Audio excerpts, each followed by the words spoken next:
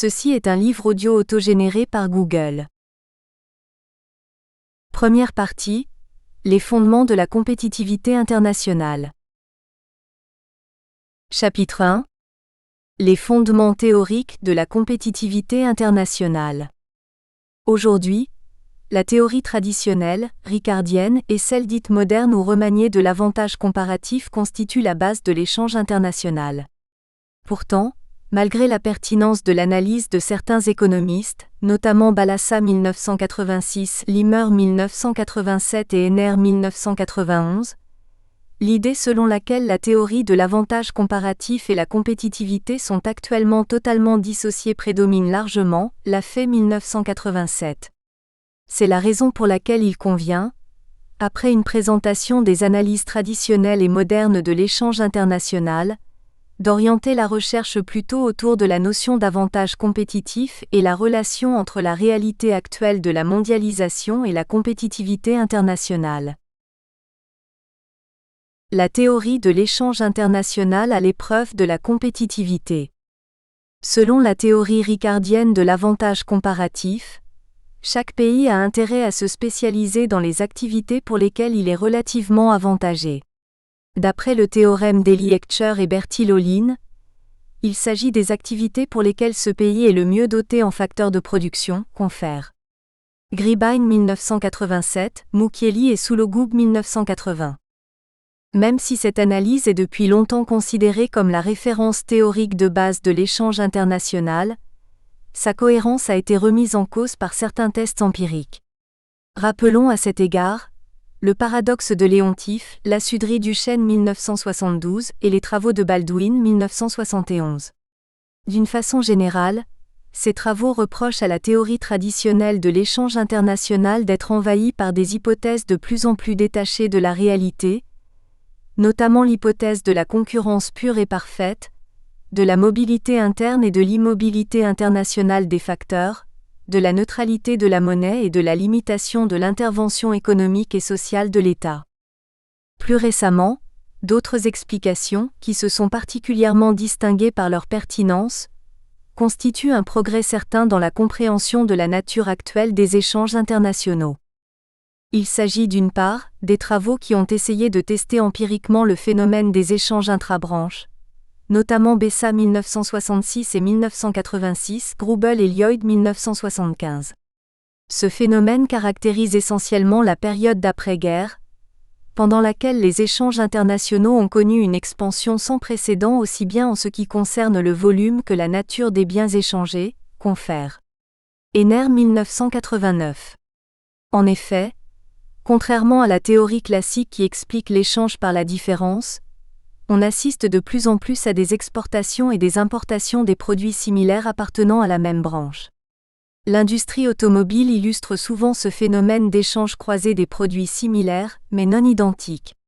En fait, même s'il est généralement admis que l'échange suppose toujours une différence, la nature de cette différence reste problématique. Elle peut être expliquée à la fois par les conditions de l'offre, coûts comparés et différences dans les dotations factorielles, et de la demande ou la différence dans les goûts et les préférences des consommateurs, La Sudrie-Duchesne 1971. Appliquées à la France, les analyses de B. La Sudrie-Duchesne J.L. Mukieli, 1979, ont montré l'existence d'une hiérarchisation incontestable des avantages comparatifs. La France dispose en fait d'avantages comparatifs différents selon le degré de développement du pays avec lequel les échanges s'effectuent. Ainsi, la France importe essentiellement des produits à forte densité technologique des États-Unis, alors qu'elle est en mesure d'exporter au Maroc, par exemple, des produits relativement capitalistiques, voitures et biens d'équipement, en échange des matières premières et des produits textiles. Cet exemple met en évidence l'importance du niveau du développement et la composition géographique dans l'appréhension de la réalité des échanges actuels.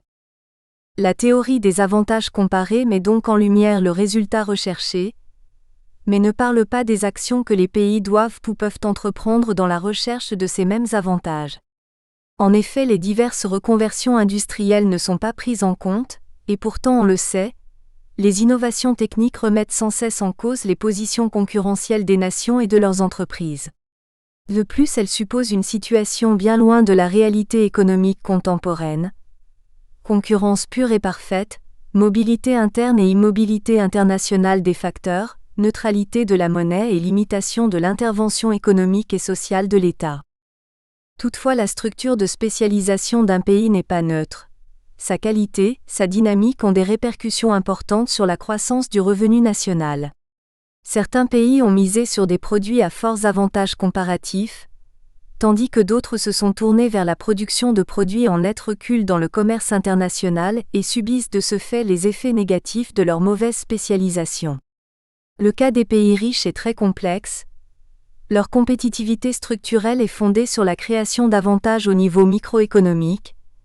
Leurs firmes agissent sur des marchés monopolistiques ou oligopolistiques, se protégeant temporairement des attaques par les prix de la concurrence extérieure en instituant des barrières à l'entrée par des stratégies d'innovation, d'amélioration de procédés de production et peuvent donc pratiquer une politique de prix élevés.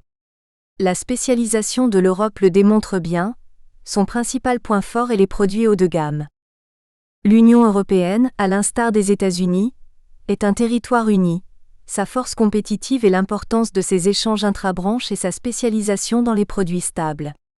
Les filières de la mécanique, de la chimie et de l'automobile ont toujours été les principaux avantages comparatifs de l'Union. Pour ce qui est de ses points faibles, les déficits énergétiques ont peu évolué, et ses désavantages comparatifs sur les produits agroalimentaires et électroniques se sont considérablement réduits. Il est vrai qu'une grande partie des échanges internationaux est basée sur la différence, comme le faisait remarquer la théorie classique de Ricardo. Cependant, les échanges internationaux ne peuvent être expliqués par cette simple remarque, car les pays industrialisés échangent beaucoup de produits similaires ayant les mêmes caractéristiques techniques, et font ce qu'on appelle des échanges intrabranches. Confère tableau ci-après. Tableau 1 l'UE 15. La nature du commerce des pays membres, 1996. Source, calcul des auteurs à partir de Eurostat Comext. Rapport du CEPI, Centre d'études prospectives et d'informations internationales, la compétitivité des nations. 1998 ed. Economica. En moyenne, près de 50% des échanges de l'Union sont des échanges intrabranches. Pour la France, on peut remarquer que ce type d'échange représente plus de la moitié de son commerce total. Les différences technologiques ou de qualification de main-d'œuvre expliquent les échanges intrabranches de qualité. La France dispose d'avantages comparatifs différents selon le pays avec lequel elle commerce. Ainsi, elle importe essentiellement des produits à forte densité technologique des États-Unis, alors qu'elle exporte des produits moins élaborés vers les PVD. D'autre part, certains auteurs mettent l'accent sur le rôle des firmes multinationales dans l'évolution simultanée de leurs avantages compétitifs et de l'avantage comparatif des pays. Moukieli 1985, Abdelrahman 1987. L'idée principale consiste à montrer que, grâce à leurs avantages compétitifs et l'ampleur de leurs investissements directs, les firmes multinationales influencent fortement le niveau de développement aussi bien des pays d'origine que des pays d'accueil. En effet, dans le contexte actuel de mondialisation des économies, la recherche par les FMN de l'amélioration de leur compétitivité les amène souvent à délocaliser leurs unités de production. Ce processus permanent de recherche des meilleures conditions de l'offre pour une adaptation efficace aux conditions de la concurrence internationale permet à ces firmes de renforcer leurs avantages compétitifs et par conséquent l'avantage comparatif des pays d'origine ou des pays d'accueil. Enfin, ces dernières années ont été marquées par le retour en force d'une théorie dynamique de l'avantage comparatif, grâce aux apports respectifs de Balassa, 1986, Limer, 1987 et Henner, 1991. Le premier auteur a essayé de montrer, grâce à une approche par étapes et un modèle à deux facteurs de production, travail et capital, qu'il existerait une dynamique de l'avantage comparatif. Cette dynamique se manifeste par l'existence d'une relation entre le niveau de développement, exprimé par une évolution favorable des dotations en capital physique des NPI, et la composition de leurs exportations. Ce qui nous permet de penser que plus la dotation factorielle d'un pays se modifie en faveur du capital, plus la compétitivité de ses produits s'améliore. Ce qui est effectivement incontestable si l'échange n'est pas entravé par des obstacles réglementaires ou institutionnels. Le modèle théorique de Limmer tente de montrer, grâce à son triangle de dotation factorielle la terre, N, le travail, L, et le capital, K, l'existence de plusieurs sentiers de développement. Tout dépend d'abord de la nature des dotations factorielles de chaque pays et de sa capacité, ensuite, de les combiner d'une façon plus ou moins efficace. L'intérêt de ce modèle théorique est de montrer que le gain de l'échange évolue dans le temps, et que le développement s'accompagne généralement de l'accumulation du capital sous ses différentes formes. Henner 1991. Nous n'avons pas l'intention dans cette étude de vérifier empiriquement si l'accumulation du capital est une condition suffisante pour réaliser le développement, surtout celui qui tient compte de la contrainte actuelle de la compétitivité. Mais il est certain que ce genre de développement nouveau se réalise, s'il est accompagné par une politique économique efficace, une politique d'ajustement structurel pour les PVD. La pertinence du principe d'avantage compétitif. Il faut de plus en plus raisonner en termes d'avantages compétitifs, plutôt que comparatifs. Les avantages comparatifs correspondent traditionnellement aux dotations en facteurs tels que les ressources naturelles et sont, de ce fait, assez rigides. Les avantages compétitifs reposent sur des éléments plus qualitatifs et sont, de ce fait, largement influençables par les stratégies d'entreprise et des politiques publiques. Livre blanc CCE chapitre 2. Si l'on admet, conformément aux enseignements précédents, que la compétitivité économique est une question de disposition-organisation, il sera alors possible de mettre en évidence le caractère plus ou moins opérationnel de la théorie de l'avantage comparatif. Il est, à cet égard, étonnant de constater que cette théorie se focalise quasi exclusivement sur les dotations factorielles, pour expliquer la nature de spécialisation d'un pays et son sentier, ou ses sentiers de développement. Les capacités organisationnelles des pays, autrement dit l'efficacité de leur politique économique et de l'évolution du marché intérieur et extérieur, qui sont souvent déterminantes dans la gestion des dotations factorielles, sont souvent négligées dans la quasi-totalité des modèles théoriques présentés.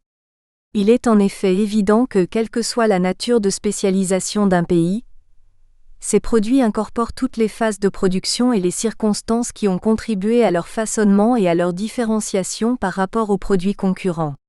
Il s'agit d'abord des conditions qui déterminent les coûts de production. À ce niveau, les dotations du pays jouent effectivement un rôle déterminant, d'où l'intérêt de la théorie de l'avantage comparatif. Il s'agit ensuite des conditions de la concurrence qui caractérisent le marché intérieur, son étendue, son degré d'ouverture sur l'extérieur, la qualité de la demande des nationaux et leur solvabilité, et la nature de la politique économique suivie par le pays. Il s'agit enfin des conditions de la concurrence qui règnent sur le marché extérieur et de la capacité des entreprises nationales à s'y adapter. Il est donc évident que la compétitivité d'un pays ne pourrait dépendre uniquement de ses dispositions en ressources naturelles, en capital physique et humain. Il est certain que la capacité d'organisation d'un pays, au niveau économique, politique et social, le lancinant problème des acquis sociaux en France par exemple, et sa capacité de s'adapter à la concurrence étrangère joue un rôle déterminant dans l'évolution de son avantage compétitif. Compte tenu de ces deux contraintes, disposer d'un potentiel humain, matériel, technologique et surtout financier, est certes un avantage comparatif nécessaire, mais celui-ci n'est guère suffisant pour se maintenir à un niveau appréciable de compétitivité. Problème des inerties ou de flexibilité au niveau micro- et macroéconomique. Ces enseignements nous permettent, en fin de compte, de constater que l'avantage comparatif d'un pays n'est actuellement qu'une composante d'un enjeu plus général, son avantage compétitif. La pertinence et le réalisme du principe d'avantage compétitif s'expliquent, d'abord, par la nature de la notion de la compétitivité qui incarne une certaine dialectique de renforcement et de dépassement des acquis d'une entreprise ou d'un pays. Cette dialectique se situe indubitablement dans la durée. C'est une stratégie d'adaptation-anticipation permanente. Cette dynamique constitue, ensuite, une démarche analytique reflétant la composition de deux points de vue, celui des pays industrialisés et celui des PVD. Autrement dit, L'inséparabilité et l'interdépendance réciproque de l'expansion des pays mûrs et des pays neufs, Gasparetto 1982. Cet enseignement est d'autant plus important que les économies des PVD sont directement rivées, compte tenu de leur spécialisation internationale, sur la croissance des pays industrialisés et l'évolution du marché mondial. Ces deux spécificités permettent à ce principe d'établir logiquement une jonction incontournable entre les facteurs hérités ou créés, les dotations factorielles, et les facteurs tenant aux capacités organisationnelles, flexibilité organisationnelle et institutionnelle d'un pays. Pour comprendre la logique de ce principe, il est nécessaire d'en préciser les principaux déterminants à travers l'analyse de la relation mondialisation-compétitivité économique. La dynamique de la relation mondialisation-compétitivité économique. Si la compétition est le levier qui permettra à un pays d'accroître sa productivité, le commerce, lui, en est le pivot. Nicolas Brady, 1989. La mondialisation contemporaine, sous ses différentes manifestations, convergence des marchés des finances et des échanges internationaux, développement des nouvelles technologies d'information et de communication NTIC, redéfinition des régulations économiques des États et des institutions internationales, etc., représente un processus dynamique de reconstruction-reconfiguration d'une matrice d'un nouveau type de développement. Il s'agit en fait d'un nouveau cadre économique et politique censé être le plus favorable aux échanges des biens, des services et des capitaux entre différents opérateurs. Celui qui permettrait aux entreprises et aux nations de réaliser les conditions macro- et microéconomiques nécessaires à l'amélioration, sans cesse remise en cause, de leur compétitivité internationale. La dynamique de cette relation, mondialisation-compétitivité économique, met donc en évidence la pertinence de la notion d'avantage compétitif des nations, ACN, qui reflète plus une stratégie concurrentielle internationale qu'un simple principe théorique des échanges internationaux. En effet, compte tenu de l'exacerbation de la concurrence internationale, trois déterminants principaux semblent façonner l'ACN.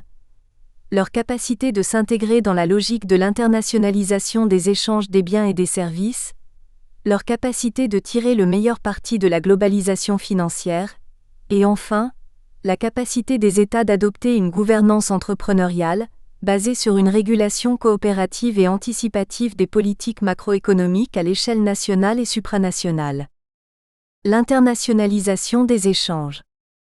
La mondialisation contemporaine, dont le moteur principal est incontestablement l'impératif de compétitivité, reflète l'émergence d'une nouvelle stratégie concurrentielle. Cette stratégie découle de deux tendances lourdes. D'une part, l'émergence d'une troisième révolution industrielle qui a engendré, grâce à une intégration industrielle mondiale, des innovations prodigieuses de la filière électronique et une diffusion massive des NTIC. D'autre part, cette nouvelle stratégie entérine le triomphe d'une concurrence technologique de domination CTD qui a érigé en dogme l'impératif de la qualité totale. En effet, l'importance des fusions-acquisitions effectuées ces dernières années reflète une nouvelle stratégie concurrentielle basée sur une intégration industrielle croissante des entreprises. Ce phénomène traduit, selon François Chenet, 1990, la capacité des grands groupes oligopolistiques à adopter une approche et une conduite globale portant simultanément sur les marchés à demande solvable, les sources d'approvisionnement, la localisation industrielle et les stratégies des principaux concurrents. Cette nouvelle stratégie concurrentielle a largement contribué à cette décomposition industrielle du processus productif. Ainsi, les multiples formes de coopération interentreprises et plus particulièrement les fusions-acquisitions se sont progressivement substituées aux créations de filiales de production qui se sont développées dans les années 60 et 70. Conséquence importante de cette évolution, les échanges internationaux sont actuellement dominés par les groupes multinationaux qui réalisent à eux seuls un tiers du commerce international du fait des échanges entre les filiales. Cette domination, qui s'exerce surtout sur le plan technologique et façonne largement les conditions de la concurrence internationale, a été facilitée par le dynamisme boursier des années 80 et 90, en raison notamment de la globalisation financière et son corollaire la recherche d'un financement compétitif. Ce constat nous permet de qualifier cette nouvelle stratégie concurrentielle de concurrence technologique de domination, CTD.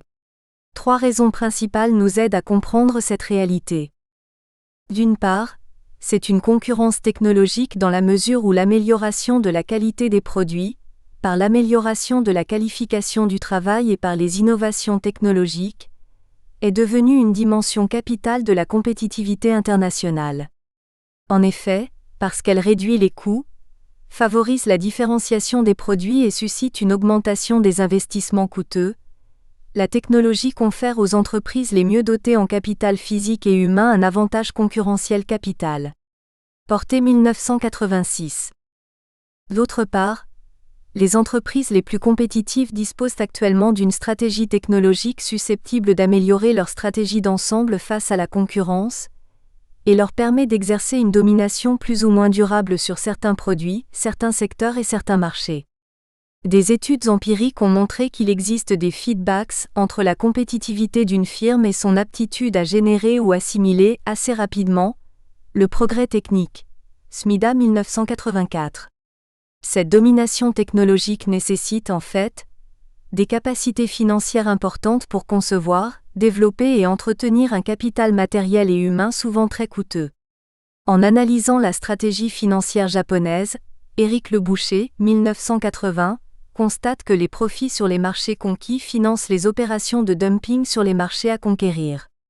Leur domination est ainsi passée du téléviseur au composant électronique, puis du composant au micro-ordinateur, et ainsi jusqu'à la domination finale. Ce rapport, domination financière, domination technologique est aisément transposable au niveau international, relations économiques entre différents pays, notamment entre pays inégalement développés. En effet, alors que les grandes entreprises s'orientent vers la technologie de pointe, celles des PVD se spécialisent dans les domaines qui nécessitent peu de capacités financières et une faible qualification, l'industrie textile par exemple. Il s'agit donc d'une concurrence technologique de domination, puisque la conception, le financement et la maîtrise de la quasi-totalité des procédés technologiques sont l'apanage d'un nombre bien limité des firmes dominantes. Il s'agit enfin d'une concurrence teintée d'un protectionnisme à peine voilé dont la pratique quotidienne constitue manifestement une violation permanente aux principes libre-échangistes de l'OMC. On est aujourd'hui loin de la vision du fondateur de l'école de Cambridge, Alfred Marshall, qui croyait que la libre concurrence est le meilleur des terreaux pour favoriser la prospérité. En fait, même si la volonté de faire éclater les structures sclérosantes de l'économie mondiale et les entraves à la libre concurrence est souvent affichée, le non-respect des règles et disciplines de l'OMC est fréquent, protectionnisme institutionnel, protection par les nonnes, régionalisation, etc. Au début des années 90, le PDG de Chrysler soutenait qu'il faut mettre de côté certains préceptes de la pure concurrence qui ne sont que handicap à l'heure actuelle de guerre économique. Puisque les Japonais trichent, il faut tout négocier avec eux marché par marché. Leboucher 1990. En effet, les arguments contre le libre-échange ne manquent pas. Dans un débat sur l'échange international, Gérard Lafay, 1993, jugeant déloyale la concurrence asiatique, propose aux Européens de doser leur libre-échange en fonction de la proximité des pays. Il doit être total au sein de la CEE, très grand avec les pays proches de l'Afrique du Nord et de l'Europe de l'Est et plus mesuré avec le reste du monde. Sur ce sujet, 2 économistes américains, Coway et Aronson, 1993, préconisent de substituer au libre-échange strict le concept d'accès au marché.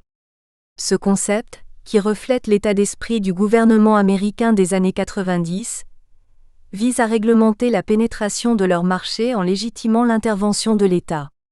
Ces affirmations reflètent en fait une réalité qui se caractérise par une concurrence relative et un protectionnisme relatif. Les accords d'autolimitation et l'accord multifibre conclus avec les pays de la CEE et certains PVD constituent à cet égard un exemple éloquent, article 115 du traité de Rome. La Banque mondiale dénonce évidemment ce protectionnisme en précisant qu'un accès libre au marché des pays industriels ferait gagner aux pays en développement quelques 55 milliards de recettes additionnelles d'exportation, soit autant que l'aide qu'ils reçoivent, rapport 1991. Les évolutions récentes, réunion de Seattle en 2000, de l'Organisation mondiale du commerce, OMC, vont bien dans ce sens. Compte tenu des spécificités de cette nouvelle stratégie concurrentielle, les implications de l'intégration industrielle mondiale se traduisent concrètement par le développement des investissements directs, ce qui permet aux firmes multinationales de renforcer leur efficience productive, voire leur domination technologique, financière et commerciale. À l'échelle nationale et régionale, il s'agit en fait d'améliorer l'attractivité du territoire en proposant un environnement favorable à la productivité et à l'innovation.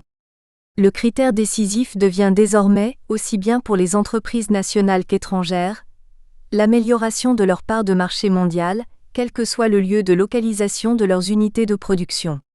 Maurice Durousset, cité par Redslob, 1999, note à cet égard que l'entreprise mondiale organise ses activités comme un ensemble intégré au niveau international et procède ainsi dans tous les domaines.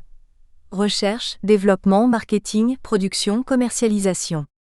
De même qu'elle s'approvisionne en matières premières là où celles-ci sont à bon marché, elle assemble dans les lieux où les coûts sont les plus faibles et acquiert les compétences là où elles sont en pointe.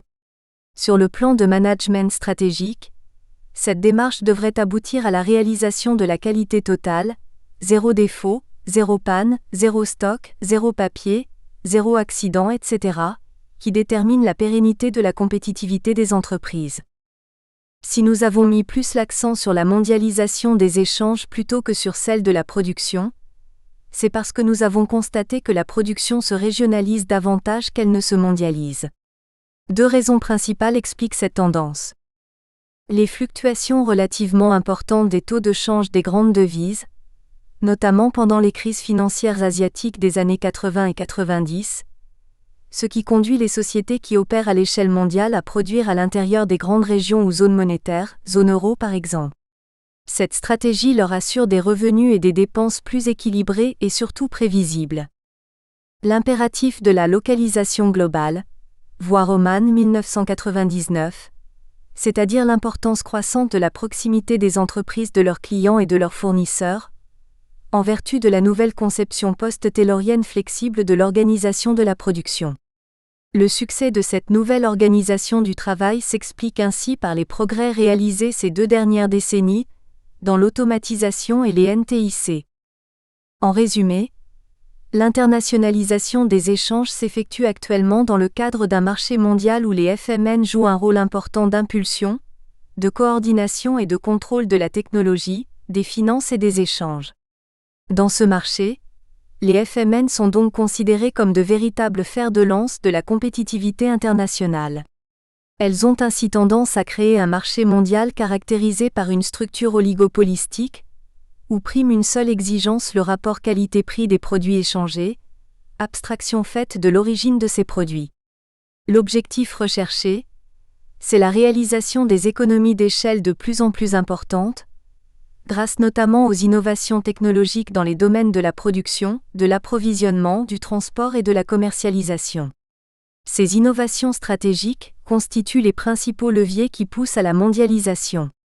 L'émergence de nouveaux déséquilibres mondiaux, à cause notamment de l'exacerbation de la concurrence et des difficultés d'appliquer un multilatéralisme façon OMC, donne naissance à des rapports de force nouveaux au sein de la triade États-Unis, Europe, Japon. Régionalisation. Au total, antagonisme et concurrence technologique de domination s'activent au sein d'un marché mondial où les FMN jouent un rôle crucial. La globalisation financière. La globalisation financière constitue actuellement un des puissants moteurs de la mondialisation des échanges, et son corollaire la compétitivité internationale. En termes techniques, la globalisation financière traduit d'une part, une progression considérable des stocks d'actifs détenus à l'étranger et faisant l'objet d'une gestion globale de portefeuille. Elle traduit, d'autre part, une progression des transactions internationales sur obligations et actions, au détriment des eurocrédits bancaires classiques. Les origines de cette globalisation financière sont diverses. Nous pouvons en distinguer 3 principales en respectant une certaine logique chronologique. La croissance des besoins du financement externe des États-Unis, engendrée par l'accentuation des déséquilibres de leur balance courante, surtout au courant des années 90. Pour combler ces déficits, le recours au surplus des États excédentaires, notamment le Japon et l'Allemagne jusqu'en 1993, a favorisé le développement de capitaux internationaux. La prédominance de la stratégie monétaire d'open market et la volonté des pouvoirs publics, notamment en Europe et en Amérique, de créer les conditions nécessaires d'un financement compétitif. Plus précisément, il s'agit de créer les conditions nécessaires d'un financement suffisant, non inflationniste, en grande partie désintermédié et internationalement favorable. Cette révolution monétaire et financière fut l'œuvre des pays anglo-saxons, notamment les États-Unis et la Grande-Bretagne. Elle fut considérée à l'origine comme une réponse aux conséquences monétaires et économiques consécutives à la crise du système monétaire international et à l'inadéquation des politiques monétaires expansionnistes, tensions inflationnistes, surendettement des entreprises et des pays en voie de développement, accumulation des déficits budgétaires. La nouvelle stratégie monétaire et financière s'est traduite en fait par l'engagement de ces pays dans un processus de déréglementation, de modernisation et de libéralisation financière dont l'impact sur l'évolution structurelle des capacités compétitives de leurs entreprises était et reste, plus que jamais, déterminant. Cette révolution financière s'est accompagnée, d'une part, de mutations technologiques qui ont permis une réduction des coûts des opérations et une sophistication des services. Elle s'est traduite, d'autre part, par l'institutionnalisation de l'épargne domestique facilitant ainsi les placements internationaux, OPCVM, fonds de pension, compagnies d'assurance. Dans ce système de globalisation financière, dominé par l'industrie financière américaine, la recherche d'un financement compétitif par les autorités monétaires et financières et par les entreprises est devenue une condition sine qua non à la réalisation de leurs avantages compétitifs. La dynamique communautaire, qui a débouché sur la réalisation de l'euro, constitue le troisième facteur explicatif de la libéralisation des mouvements de capitaux et de la concentration des marchés financiers. Ces trois facteurs de la globalisation financière ont ainsi engendré trois avantages déterminants. Un allègement de la contrainte d'équilibre extérieur, grâce à une gestion intemporelle de l'équilibre externe. Un financement satisfaisant et à moindre coût, grâce à une allocation optimale de l'épargne mondiale. Une réduction des risques bancaires, grâce à une diversification efficiente des actifs internationaux. Cette globalisation implique aussi trois contraintes. La perte d'autonomie des politiques économiques. En effet, le développement des marchés dérivés, en assurant une meilleure répartition des risques, rend les agents moins sensibles aux modifications des taux d'intérêt. Ces instruments constituaient les principaux leviers de régulation monétaire et financière. L'instabilité des sources de financement. Celles-ci sont aujourd'hui largement influencées par les mouvements spéculatifs sur les principales places financières internationales, voire les crises monétaires asiatiques et leurs effets sur les économies occidentales. La contrainte intertemporelle de solvabilité des emprunteurs. Pour bénéficier de ces capitaux externes, ces emprunteurs doivent être en mesure de dégager ultérieurement les ressources financières susceptibles d'assurer les flux d'intérêts et le remboursement du capital, tout en garantissant le paiement de leurs importations. En fait, seuls les pays les plus compétitifs, notamment les États-Unis, le Japon, l'Allemagne, la France et la Grande-Bretagne, sont actuellement en mesure de s'affranchir de cette contrainte compte tenu de l'importance de leurs avoirs bruts. Force donc est de constater que l'importance des potentialités financières des nations compétitives, tout en leur permettant une meilleure intégration dans le système actuel de globalisation financière, est de nature à renforcer et pérenniser leurs avantages compétitifs. La gouvernance entrepreneuriale des États. Dans le contexte actuel de mondialisation économique, qui se traduit par l'assujettissement des politiques nationales à la double contrainte de compétitivité commerciale et de crédibilité financière, l'État continue à jouer un rôle déterminant dans la régulation macroéconomique. Cette régulation s'apparente, d'une manière progressive et irréversible, à une régulation adaptative, coopérative et anticipative des politiques monétaires, budgétaires et industrielles du pays. Certains auteurs soutiennent que cette adaptation des États doit se traduire à terme par une privatisation des États, qui est moins une perte de contrôle que l'option d'un gouvernement indirect utilisant de plus en plus des intermédiaires privés, Hibou 1999. Aujourd'hui, Cette privatisation traduit les ruptures constatées par rapport aux références et aux normes des décennies précédentes, et consacre le principe d'autonomisation de l'économie par rapport aux politiques, libéralisation de l'économie, privatisation du secteur public, désengagement de l'État. En fait, malgré et peut-être à cause de ces ruptures, le pouvoir de l'État est à la fois contesté et sollicité. Il est contesté non pas d'une façon traditionnelle par les économistes libéraux qui sont convaincus des dysfonctionnements créés par l'interventionnisme étatique, mais par l'émergence de contre-pouvoirs fondés sur des organismes plus proches du marché. En effet, l'émergence d'autres acteurs mondiaux, notamment les firmes multinationales, le FMI, la Banque mondiale et l'OMC, semble sinon évincer, du moins réduire l'autonomie et l'efficacité gouvernementale en matière de régulation nationale et supranationale. Vu sous cet angle, l'État aurait perdu sa capacité d'action par le haut, marché mondial, Union européenne, et par le bas, décentralisation.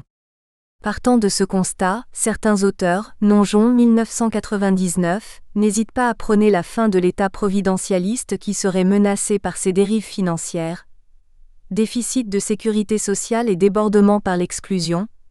L'État centralisateur hoquetterait sous la montée en puissance des collectivités territoriales.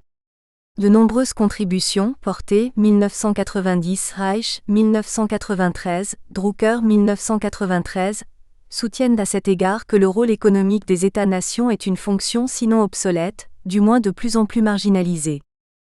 D'un autre côté, l'intervention de l'État est sollicitée non pas seulement pour des raisons économiques et sociales, mais parce que l'État détient actuellement la véritable clé de la compétitivité des entreprises. En effet, une étude empirique effectuée par Rodrik, 1996, au début des années 90 et pourtant sur les pays de l'OCDE, a montré l'existence d'une corrélation très forte entre le volume des dépenses publiques, en pourcent du PIB, et le degré d'ouverture aux échanges extérieurs.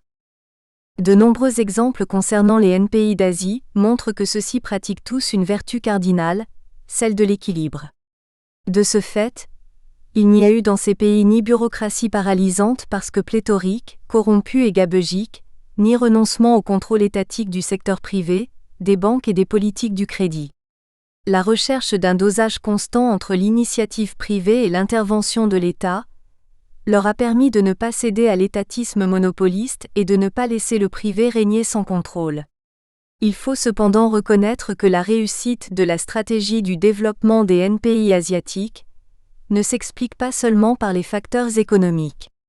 L'environnement para-économique joue un rôle crucial, grâce notamment à l'efficacité de leur système scolaire, à une bonne politique familiale et enfin à leur spécificité culturelle, le facteur chinois. Parmi les économies les plus compétitives, comme celle du Japon, les interventions de l'État ont été inscrites dans le cadre d'une interaction dynamique avec le marché. Les experts de la Banque mondiale, rapport 1991, reconnaissent, à cet égard, que l'État japonais a su discipliner ses interventions, en jouant de la concurrence internationale et intérieure, et en veillant à ce que ces interventions n'aboutissent pas à fausser indûment les prix relatifs. Bref, l'État japonais a su entreprendre sur un plan macroéconomique des actions modulables en harmonie avec le marché. Plus précisément, il a su maintenir une stabilité macroéconomique, créer un climat sécurisant pour les entreprises et les soumettre à la rigueur de la concurrence internationale pour dynamiser son économie nationale. Les crises conjoncturelles des années 90 ne sauraient remettre en cause le fondement de ce constat. Il serait, à cet égard, paradoxal de recommander au PVD un désengagement parfois brutal de l'État des activités aussi vitales et stratégiques que la compensation des produits de première nécessité, le financement des projets prioritaires, la promotion de la recherche-développement, etc. Il faut cependant reconnaître que les effets négatifs de la crise des finances publiques, inflation budgétaire, éviction du secteur privé, surendettement, constituent des obstacles sérieux à toute amélioration durable de la compétitivité économique. De ce point de vue, le rétablissement des grands équilibres macroéconomiques passe nécessairement par un désengagement partiel et progressif de l'État des activités où le secteur privé pourrait mieux réussir.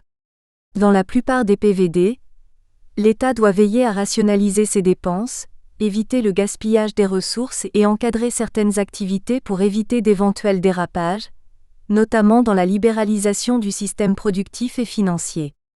L'expérience nous enseigne que, outre la recherche de l'équilibre, c'est l'économie mixte qui prédomine dans la quasi-totalité des pays développés. La coexistence entre les structures publiques et les structures privées n'est pas incompatible avec la libéralisation du système productif et financier. Elle peut au contraire aboutir à une émulation, à une compétitivité bénéfique si l'État parvient à améliorer ses capacités de régulation et d'organisation.